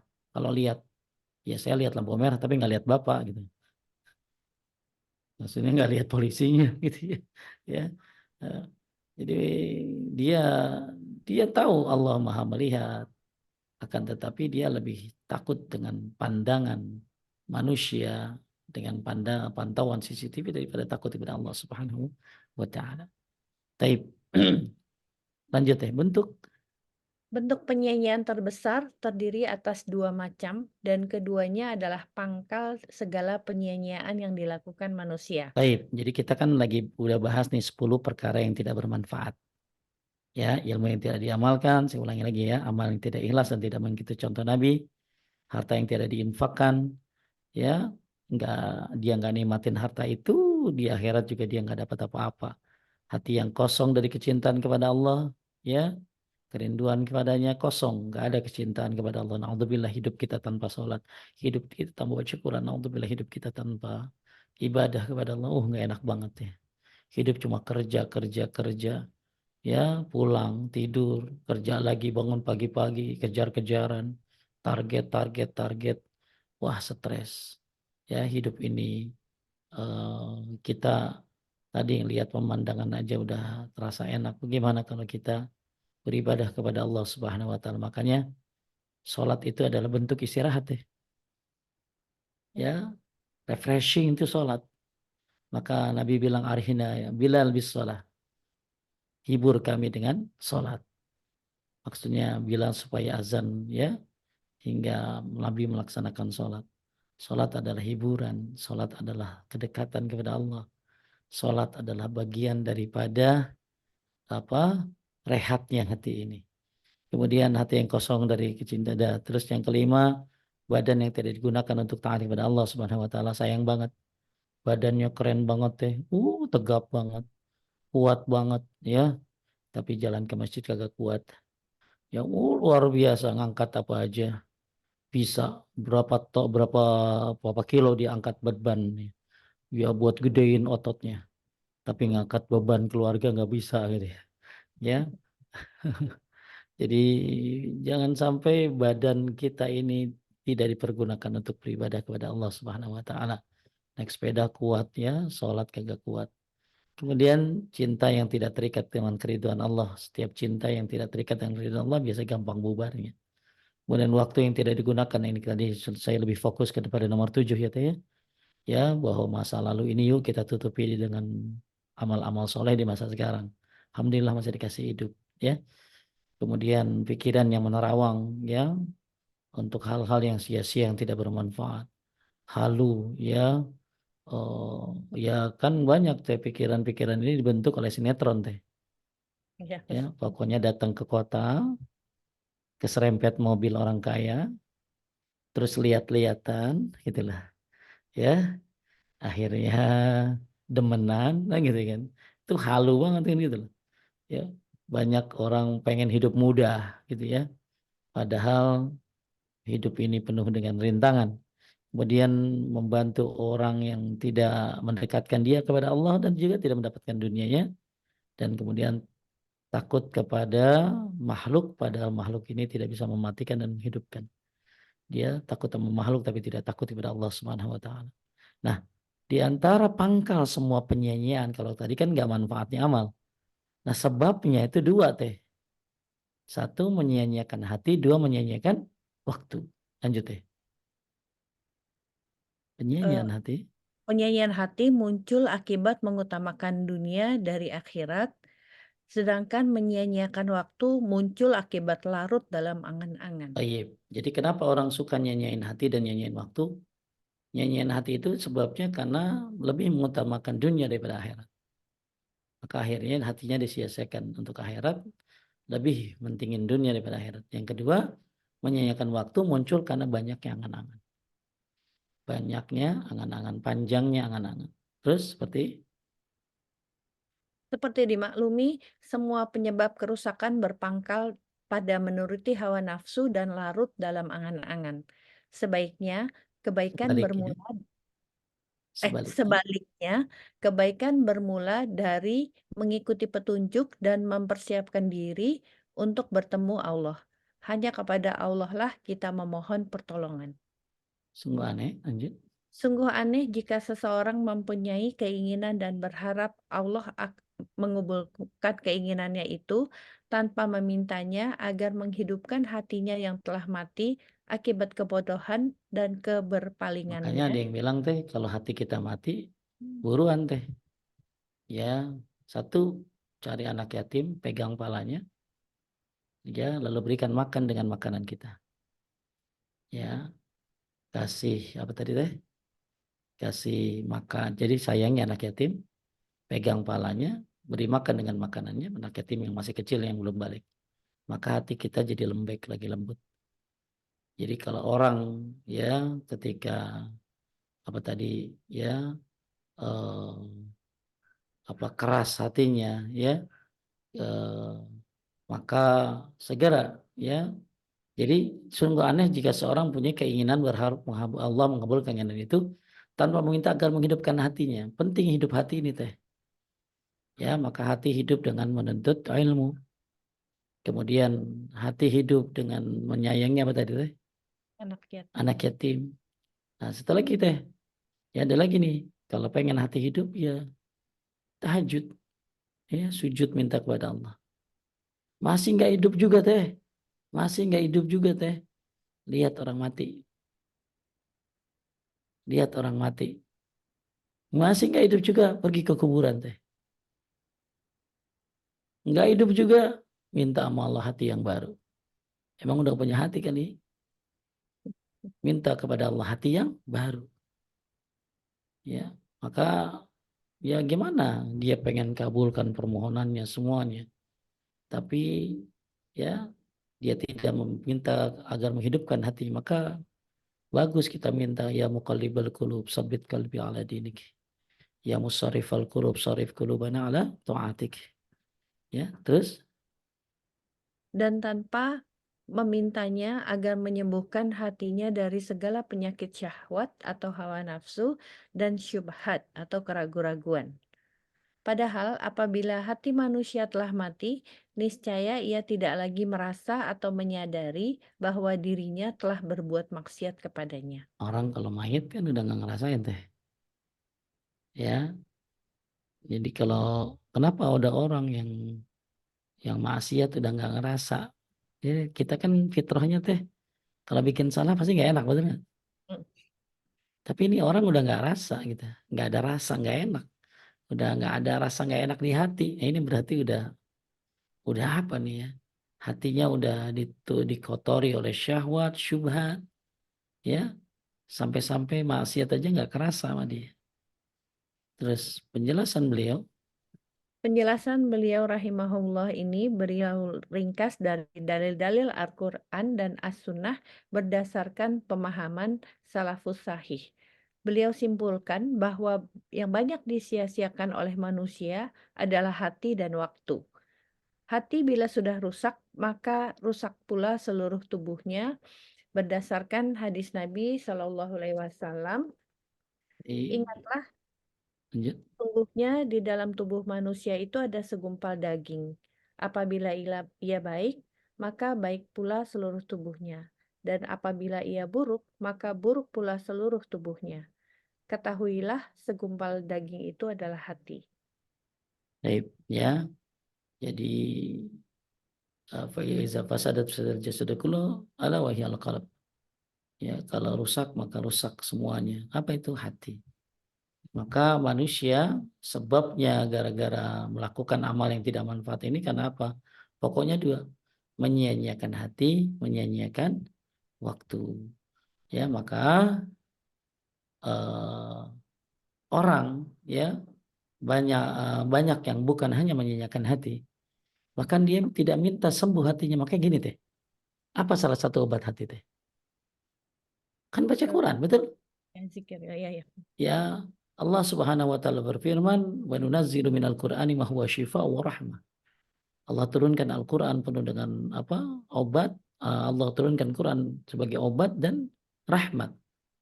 Makanya kata Syekh, jadi kita kan lagi bicara, kenapa sih orang bisa melakukan 10 amal yang tidak bermanfaat? Karena orang ini ya sebabnya adalah dua, menyia-nyiakan hati, menyia-nyiakan waktu. Nah, di sini kan dibilang menyia-nyiakan hati muncul karena dunia lebih diutamakan daripada akhirat, dan menyia-nyiakan waktu ya muncul karena banyaknya angan-angan.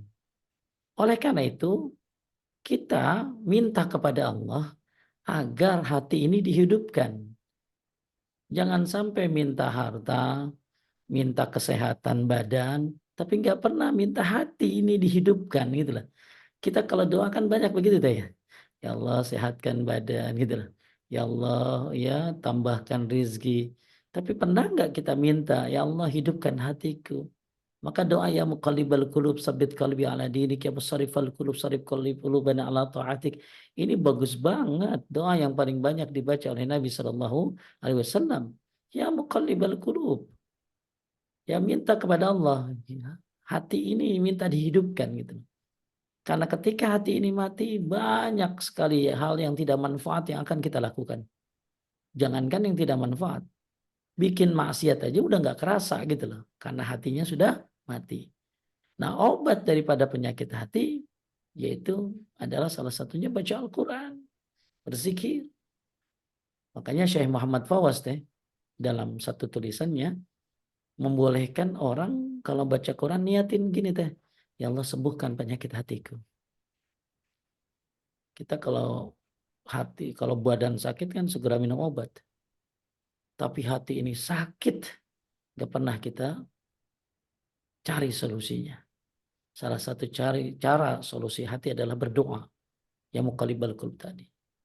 Cara supaya menyembuhkan penyakit hati adalah dengan apa tadi baca Al-Quran. Bahkan niatkan ya Allah sembuhkan penyakit hatiku dengan baca Quran ini. Ya, karena ayat tadi kan, ya Al-Quran turunkan penuh, Al-Quran turunkan sebagai obat dan rahmat. Ya, orang yang kena kalajengking aja bisa sembuh dibaca Al-Fatihah. Itu obat karena fisik tuh. Gimana obat hati? Maka betapa banyak hati ini penuh dengan hasad, hati ini penuh dengan kesombongan, hati ini penuh, ya Allah, ya dengan iri, dengki, ya.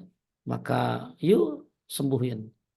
Jangan sampai hati ini akhirnya mati sehingga lebih mementingkan dunia daripada akhirat. Sehingga akhirnya sudah tidak terasa lagi berbuat maksiat. Bahkan dia udah nggak nyadar 10 amal yang tidak bermanfaat ini udah nggak peduli dia. Ya, bahkan sudah di usia tua lagi. Sudah saatnya kita bebenah diri. Bukan hanya bebenah amal, bukan hanya minta ampun kepada Allah, tapi juga minta kepada Allah, ya Allah, perbaiki hatiku. Ya, dalam ketaatan. Ya, ya muqallibal qulub sabit qalbi ala dinik. Kenapa hati? Ya karena hati ini adalah kalau jelek ya jelek semuanya, ya bagus-bagus semuanya. Lanjut begitu pula. Begitu pula tentang waktu. Apabila manusia menyia-nyiakan waktunya, maka ia akan rugi dunia dan akhiratnya. Karena waktu adalah modal dan juga kehidupan. Ketika seseorang menggunakan modal dan hidupnya untuk beribadah kepada Allah dan melaksanakan ketaatan kepada Allah dan Rasul-Nya, dan menggunakannya untuk hal-hal yang manfaat dunia dan akhirat, maka ia akan beruntung sukses. Ya kan kalau hati tadi membuat jelek semuanya kalau jelek. Nah kalau waktu ya waktu ini kan modal gitu loh. Kita dikasih waktu berarti dikasih modal nih. Nah buat apa modalnya? Bukan dikembangin modalnya. Bukan dipergunain malah disia-siakan. Ya maka waktu ini adalah modal. Waktu ini bukan uang. Waktu ini adalah pedang. Ya kau menyia-nyiakan waktu maka dia akan menebasmu. Maka pergunakan waktu-waktu yang Allah kasih. Apalagi di bulan apa nih Zulhijjah. Zulhijjah sudah tanggal 3. Yuk gunakan waktu di tanggal Zulhijjah ini. Karena di bulan Zulhijjah ini Islam disempurnakan. Ya, turunnya Al-Maidah ayat 3 itu kan di Arafah hari Jumat ketika Nabi Haji Wada. Ya, di bulan Zulhijjah ini ya begitu mulianya karena ada Arafah. Di bulan Zulhijjah ini ya adalah hari-hari terbaik di mana amal soleh lebih dicintai oleh Allah Subhanahu wa taala. Di bulan Zulhijjah ini ya ada pelaksanaan-pelaksanaan yang istimewa di antaranya berkurban, haji, umrah, sholat Idul Adha, membagikan daging kurbannya. Ini adalah waktu spesial, waktu kesempatan untuk kita. Allah kasih masuk ke tanggal Zulhijjah. Mudah-mudahan kita bisa mempergunakan waktu dengan sebaik-baiknya karena ini adalah modal. Alhamdulillah kita dapat modal lagi nih setelah 10 hari terakhir Ramadan. Ya, setelah 10 hari Ramadan kita dikasih bekal lagi 10 awal Zulhijjah. Semoga ini jadi bekal ke akhirat nanti insya Allah. Taib, ada pertanyaan Banyak Ustadz. Oh banyak. Masuk. Saya bisa mulai ya Ustadz ya. Ya silakan. Eh, Bismillah. Assalamualaikum. Afwan, bukunya judulnya apa ya Ustadz tentang makna bacaan dan gerakan sholat tadi? Iya, saya tuh punya satu, cuma nanti saya cari lagi ya. Karya Abu Harisman buku karyanya Abu Harisman, cuman Saya nanti lihat lagi ya.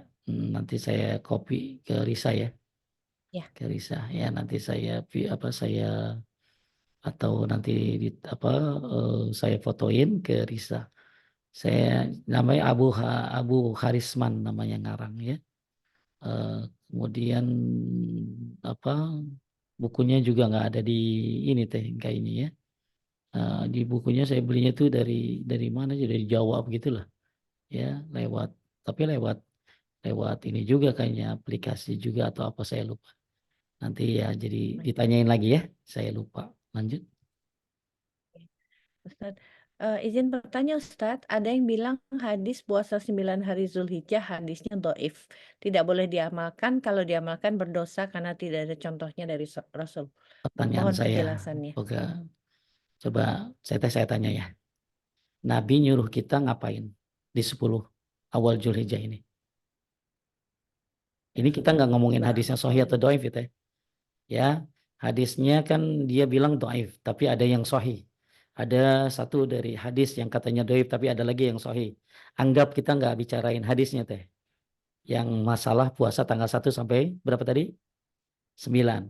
Oke, saya 9. tanya. Puasa Nabi kan nyuruh kita untuk ngapain? Beramal soleh kan? Untuk ya, Beramal soleh di tanggal 1 sampai berapa? 10 Zulhijjah. nah, Betul? sampai 10. Sepakatin dulu. Betul nggak? Betul? Betul Ustadz. Taib. Saya tanya, salah satu amal soleh apa?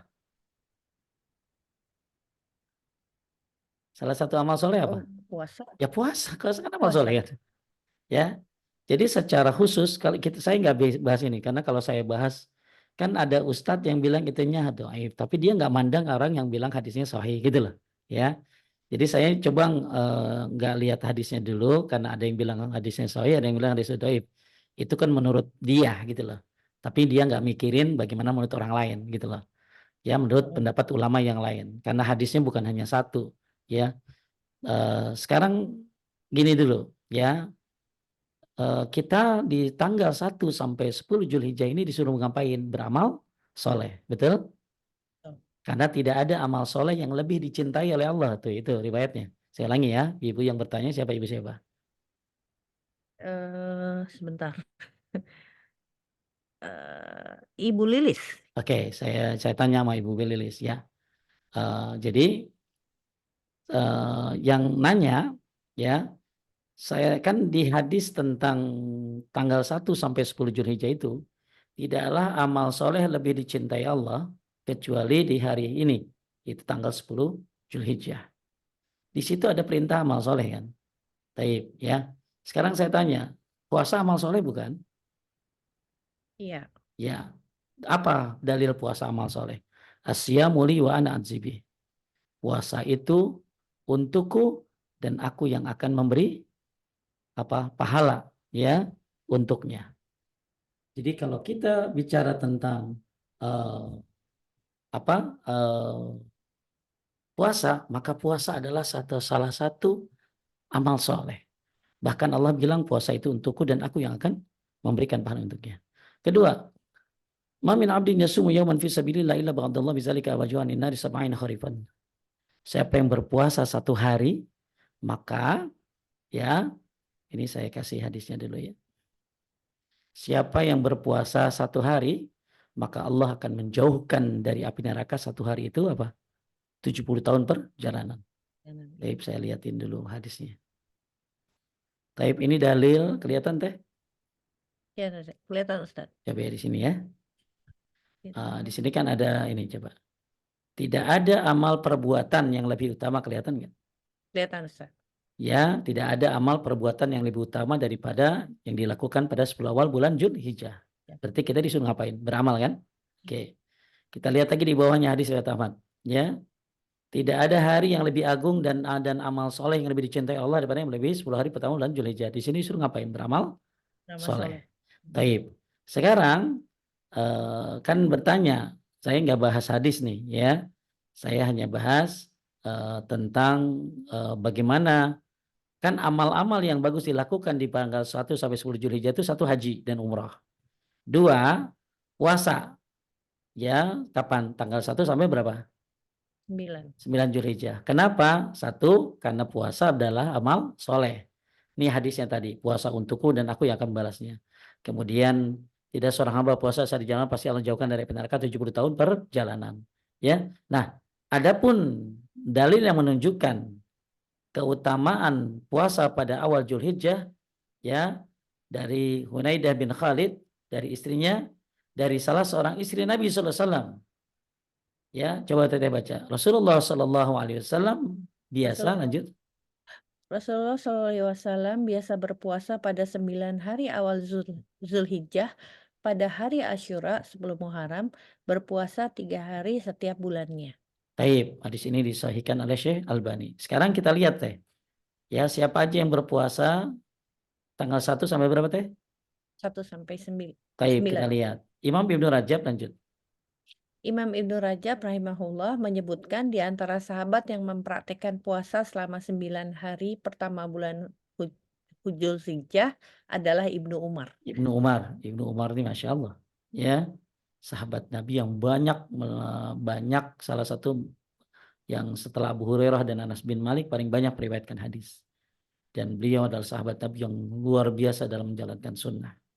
Ya, ini jadi yang melaksanakannya praktekan puasa 9 hari sama tadi Ibnu Umar. Lanjut ya, Abdullah bin Aun.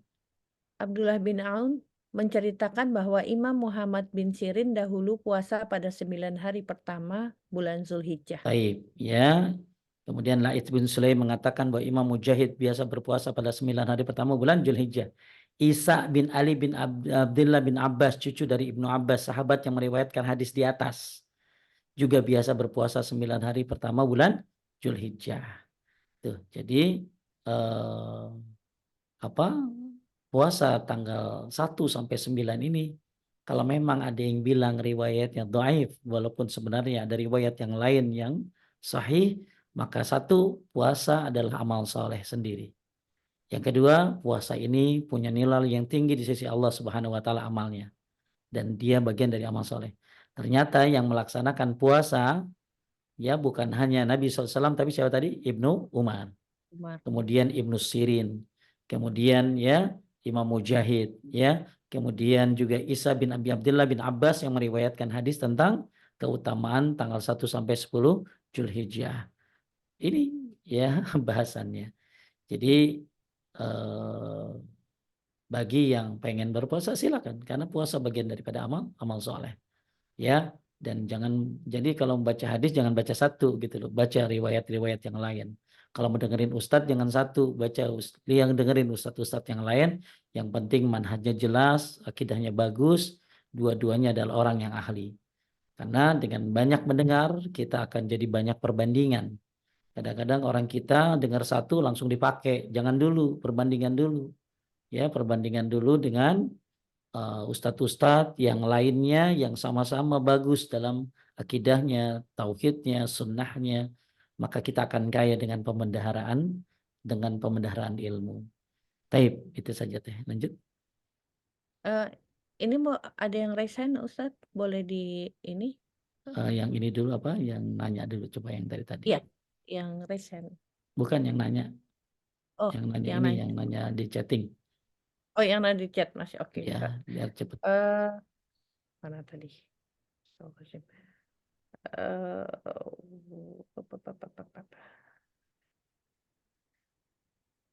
Oh ya, ini dia. Assalamualaikum Ustaz, izin bertanya, saya tinggal di negara yang alhamdulillah belum punya teman dan juga punya tetangga dan tidak mengerti bahasanya dan jarang ketemu. 10 hari Zulhijjah ini kepingin banget berbuat sesuatu yang bermanfaat dan menambah amal ibadah yang dulu saya biasa lakukan ketika tinggal di Indonesia. Apa tuh? Pertanyaannya, apa Apa yang bisa saya contohnya? lakukan? Ya saya harus tanya dulu dia ngelakuin apa di Indonesia biasanya gitu loh. Coba. Oh, Ibu Ayu, Ibu Ayu, eh selain melakukan sholat sunnah, dia bilang. Jadi puasa juga panjang waktunya dan cukup panas. ah, Ibu Ayu tinggal di Istanbul. iya. Puasa dan baca Quran, zikir, kalau ada tetangga yang jauh bisa dibawakan sambil bersilaturahmi gitu, Ustaz. Jadi kan sebenarnya amal itu ada dua ya, Bante. Ada yang berhubungan dengan hablum minallah, ada yang berhubungan dengan hablum Minan, Minan. kalau hablum minallah seperti puasa, sholat, zikir, baca Quran itu banyak yang nggak butuh manusia. Ya, jadi mungkin kalau dia tinggal di Istanbul, yang mungkin waktunya panjang subuhnya, waktunya juga maghribnya 8.40, dia nggak bisa puasa, cuacanya panas, maka lakukan amal-amal selain puasa kalau memang dia nggak kuat. Seperti apa? Ya seperti sholat. Sholat kan ya ada sholat banyak, ada sholat kalau semua sholat kan di selain dari sholat wajib ada sholat apa ada sholat qobliyah, ba'diyah, tahajud, duha, ya witir, masih kurang juga sholat sunnah mutlak dari maghrib ke isya, dua salam, dua salam, dua salam, dua salam, dua salam gitu loh.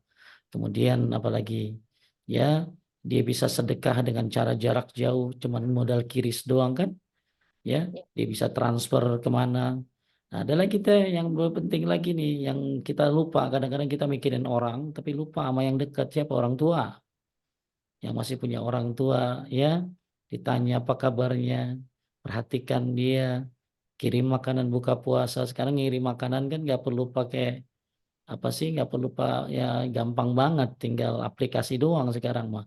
Anda di negara mana, ya bisa ngirim makanan walaupun di jauh dari mana.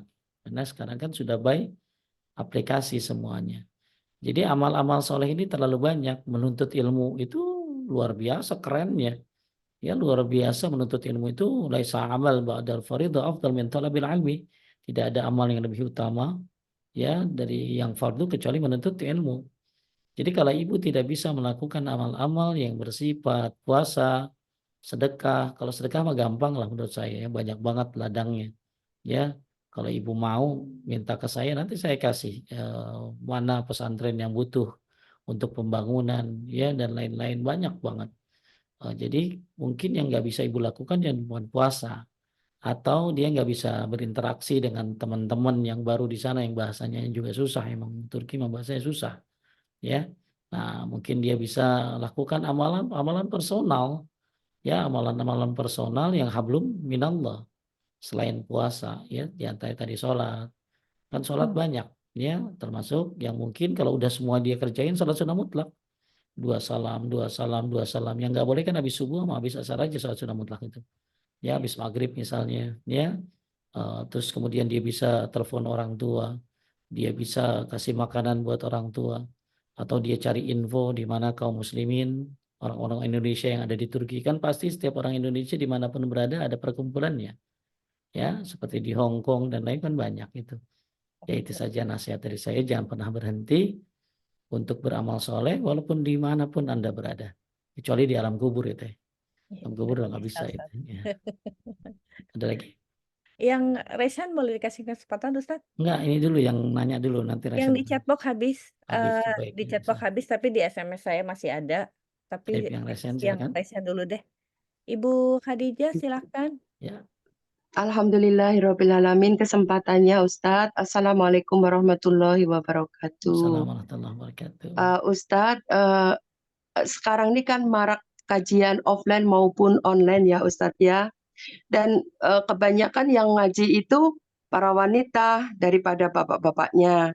Nah pertanyaan saya, ada hadis yang menyatakan bahwa isi neraka jahanam itu kebanyakan kaum wanita, itu benar apa enggak itu Ustadz? Kan Benar. banyak yang ngaji wanita. Ya Masalahnya begitu coba aja. Ibu, yang banyak gibah siapa? Iya benar juga sih. Yang banyak durhaka sama suami siapa? Kan gitulah. Jadi Hmm, yang jadi gini, gini, bahwa wanita itu banyak di neraka, Bu Khadijah, karena satu populasinya memang banyak. Betul?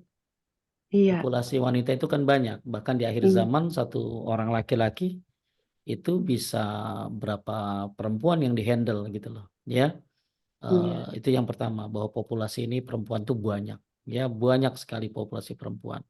Kemudian yang kedua, fitnah perempuan tuh besar sekali, Bu Khadijah. Betul? iya, betul. Siapa yang nggak tahan dengan fitnah perempuan? Siapa yang bisa tahan dengan fitnah perempuan? Susah. Orang bisa lepas dari fitnah perempuan. Karena godaan apapun bisa dihindari. Tapi kalau untuk perempuan susah sekali. Betul nggak, Bu? Iya, betul. Iya, iya. Iya. Sehebat apapun seorang laki-laki akan lemah di hadapan perempuan. Ya, maka memang kenapa hadis tentang paling banyak perempuan di neraka memang benar. Makanya Nabi nyuruh ngapain? Perempuan itu sedekah gitu loh. Karena banyak penghuni neraka maka disuruh sedekah. Ya, jadi saya tidak pungkiri perempuan itu banyak sekali menuntut ilmu.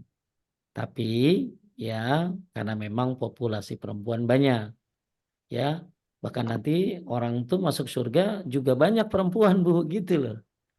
Ya, jadi nanti seorang laki-laki dalam riwayat akan masuk surga dengan 2 orang perempuan, satu istrinya, satu ibunya, gitu loh. Masya Allah. Ya, jadi maksudnya bahwa di surga juga banyak perempuan, ya di neraka juga banyak perempuan, gitu loh, karena memang populasinya yang banyak. Kemudian fitnahnya yang begitu besar, ya, dan lain-lain. Jadi intinya mudah-mudahan Ibu Khadijah dan teman-teman semua yang ada di sini bukan bagian dari dalam neraka tersebut. Amin. Ya, Allahumma. karena yang solehah juga banyak, gitu loh. Amin. Makanya menuntut ilmu tuh bagus perempuan tuh, karena memang banyaknya godaan, ya.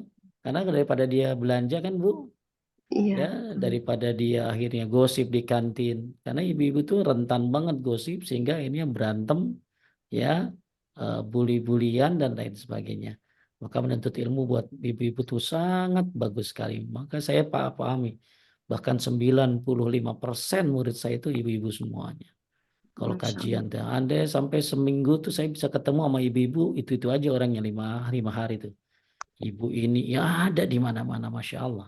Masya Nah, Allah. cuman kembali lagi tadi ke poin yang kita bahas. Apa tuh? Mengamalkan. Diamalkan. Pintar, Iya. Bu Khadijah. Ngamalinnya. Ya, Amin. mudah-mudahan ibu-ibu termasuk orang yang mengamalkannya. Amin. Nah, Allahumma. sekarang satu lagi. Jangan mentang-mentang bapak-bapak nggak ada di masjid, nggak ada di kajian. Ibu-ibu tidak mentransfer ilmunya kepada suaminya. Ya. Ya, jadi kan gini, yang bagus ngajarin Bu Khadijah itu adalah suami ibu. Tapi suami ibu nggak bisa, maka dia mengizinkan ibu untuk menuntut ilmu. Iya. Nah, kalau ibu udah diizinkan sehingga akhirnya bisa mendapat ilmu yang manfaat, jangan lupa transfer kepada suaminya, Masya ya, Allah. agar suami ibu bisa juga dapat ilmu yang ibu dapatkan. Baik, Masya itu Allah. saja Bu Khadijah ya. Syukron Ustaz. Kami Assalamualaikum. Assalamualaikum warahmatullahi wabarakatuh. Ya, Ustadz masih ada pertanyaan 3 dari jamaahnya OM, bisa Ustadz? Baik, coba agak cepat. Yuk. Ya. Ustadz, ini pertanyaan, apa yang harus dilakukan agar kebiasaan buruk saat muda terputus dan tidak berkelanjutan di masa tua? Kebiasaan buruk itu ada yang kadang-kadang memang susah dihilangkan, ya. Maka cara menghilangkannya ini ya, dengan cara ya mengingat kematian teh, ya, mengingat kematian. Dan ada beberapa hal yang kalau saya kumpulkan kurang lebih begini, ya, sebentar.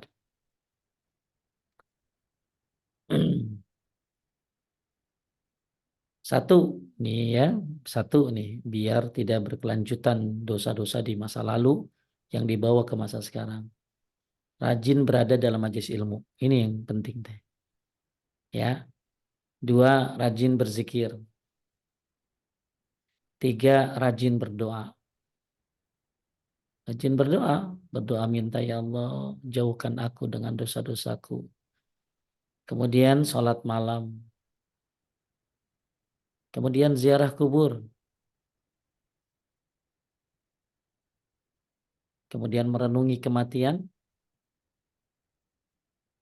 Kemudian mengingat surga dan neraka. Cukup teh? Insya Allah Ustadz. Saya ulangi ya, agar kita bisa berhenti dari kejahatan masa lalu yang terbiasa dilakukan sehingga stop di masa tua ini. 1, sering berada dalam majelis ilmu. Karena dengan ada di majelis ilmu dia akan dapat nasihat terus teh. Ya, rajin berzikir, rajin berdoa, sholat malam, ziarah kubur, merenungkan kematian, dan mengingat surga dan neraka. Satu lagi teh, tinggalkan hal-hal yang mendukung pada kemaksiatan. Jadi kita jangan sampai melakukan maksiat. Jadi melakukan maksiat itu karena ada pendukungnya kan teh. Nah, pendukungnya ini ditinggalin gitu lah. Kenapa sholat subuh rajin telat? Ya karena tidurnya malam terus. Nah, tidur malamnya ditinggalin. Kenapa dia gampang sekali berzina? Oh, sebabnya karena suka melihat perempuan-perempuan. Maka sebabnya itu ya ditinggalin. Jadi jangan sampai dia pengen berubah, tapi pengen ninggalin dosa, tapi dia nggak meninggalkan sebab-sebabnya gitu loh. Justru itu yang terpenting dari cara orang meninggalkan kemaksiatan. Taib, ada lagi? Lanjut. Eh, Ustadz izin bertanya, saat kita sedang semangat-semangatnya menuntut ilmu, lalu ada yang berkata, jangan berlebihan, karena semua yang berlebihan itu tidak baik. Bagaimana saya menanggapinya, Ustadz? Berlebihan menuntut ilmu kalau dia lupain suami. Berlebihan menuntut ilmu sehingga lupa yang wajib lebih wajib, seperti berbakti pada orang tua. Berlebihan menuntut ilmu sehingga dia akhirnya malah lupa mengamalkannya. Nah, itu yang harus dibahas. Jadi kalau dia menuntut ilmu, dikit-dikit menuntut ilmu, justru itu jalan keselamatan. Ya, karena nggak akan lepas semua amal dari ilmu. Jadi kalau ada orang bilang, kalau menuntut ilmu jangan berlebihan. Tanya sama dia, menurut kamu berlebihan menuntut itu apa gitu loh. Jadi kalau menurut dia, berlebihan menuntut itu apa? Tanya lagi gitu loh. Menurut lu bro, Cin, menuntut ilmu berlebihan tuh kayak apa? Ya lu itu kan dikit-dikit menuntut ilmu, dikit-dikit menuntut ilmu. Itu bukan berlebihan, itu jalan gua ke surga. Ya, masa gua nggak boleh ya punya lebih jalan menuju surga. Ya, ya menuntut ilmu ya sebulan sekali. Emang hidup ini ada yang tanpa ilmu gitu loh. Coba semua hidup kita pakai ilmu. Makan pakai ilmu, nggak pakai ilmunya hancur ya. Minum pakai ilmu, semua pakai ilmu. Maka lucu ketika ada orang bilang jangan berlebihan dalam menuntut ilmu. Jadi mungkin konsep dia itu menuntut ilmu tuh apa gitu loh, yang disebut berlebihan. Jadi kalau dibilang menuntut ilmu berlebihan karena tiap hari, karena mungkin seminggu 3 kali, 4 kali online, dia dikit-dikit dengerin tausiah, dikit-dikit dia baca tafsir, itu bukan berlebihan. Itu emang cara untuk menuju surga emang pakai ilmu gitu loh. Nah yang berlebihan itu ketika dia menuntut ilmu, melupakan hak suaminya, dia menuntut ilmu, tapi lupain orang tuanya, lupain anaknya. Dia menuntut ilmu, dia meninggalkan yang wajib daripada itu. Seperti sholatnya jadi lalai. Dia menuntut ilmu jadi begadang, akhirnya subuh ketinggalan. Nah itu jadi berlebihan namanya gitu loh. Jadi yang berlebihan itu ketika dia menyebabkan dengan menuntut ilmu, hal yang lebih penting jadi hilang gitu loh. Paham deh? Paham, insya Allah, Ustadz. Ya. Eh, Jadi kalau Mas, orang itu nanya, menurut saya itu bukan itu, dia iri sebenarnya. Dia iri sebenarnya. Iri kenapa dia bisa menuntut ilmu sedangkan lu tidak gitu loh. Ya, maka kita harus tahu kenapa yang disebut berlebihan menuntut ilmu itu menurut dia apa gitu loh.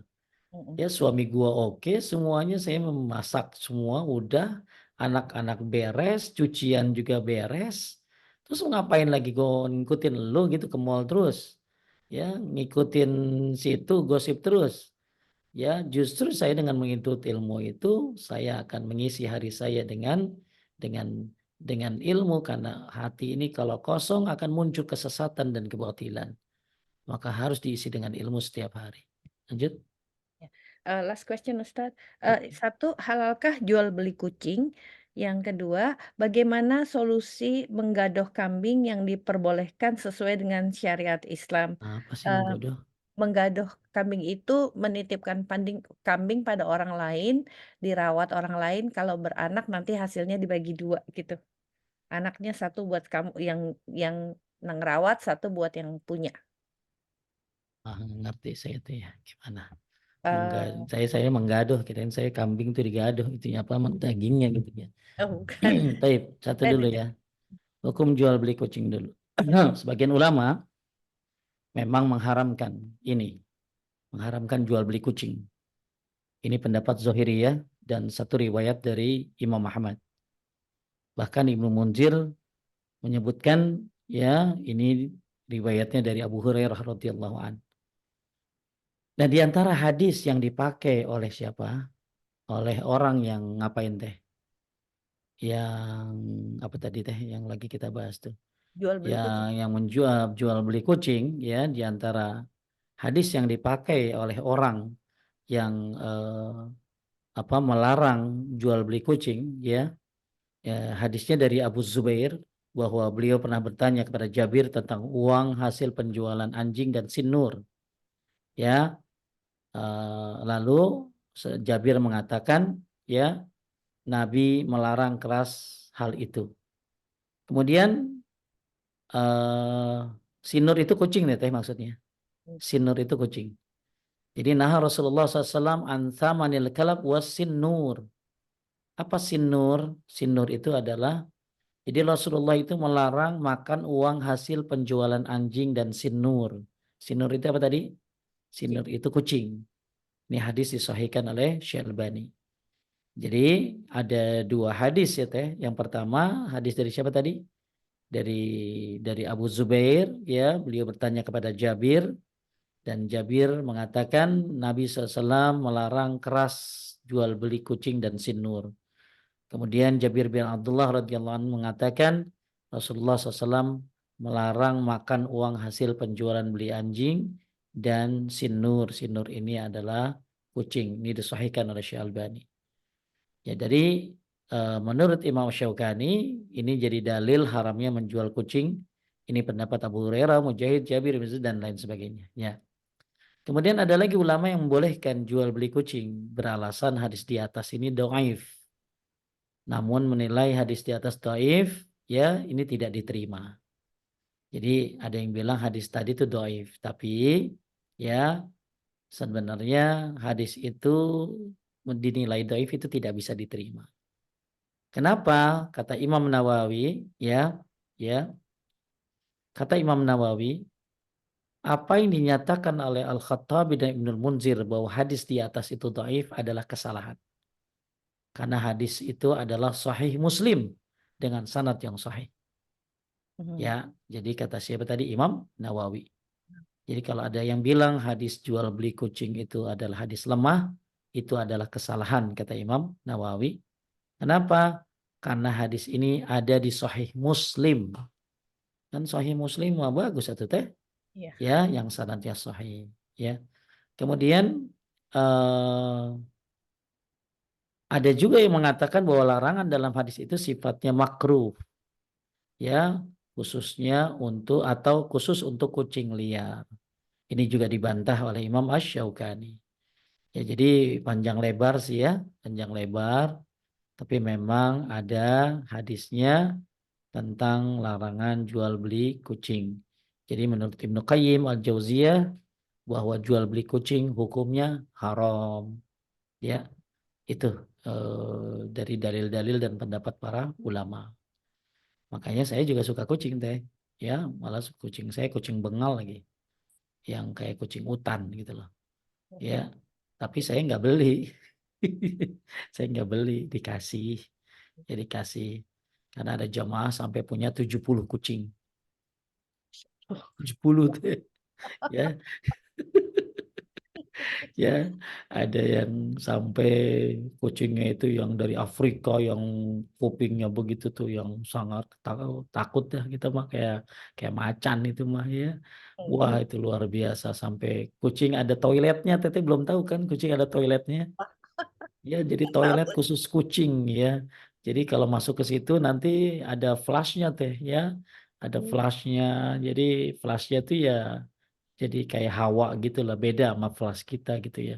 Jadi langsung ke tempat yang kotor digabung nggak bau gitu. Segitunya sekarang orang gitu lihat harganya teh 7 juta toiletnya nggak mundur gua. Ibu itu punya 3, punya 3 Benar, berarti 21 juta gitu. Ya. benar. Jadi jadi gitu ya. Tapi ya nggak minta ya, nggak beli ya, nggak beli ya.